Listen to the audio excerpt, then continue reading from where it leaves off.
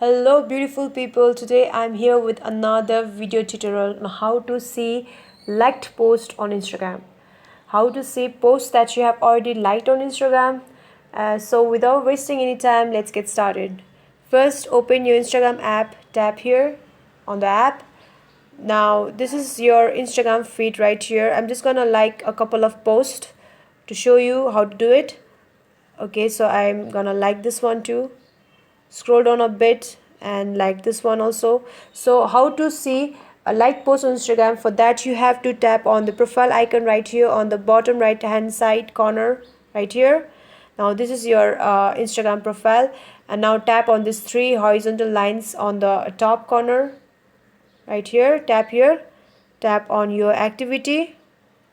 Now you'll see options like time spent, photos and videos, interactions, like that. So I want you to tap on interactions, tap on likes. Now you see these are the posts that I just recently liked, and these are the ones that which I've shown you on at the beginning.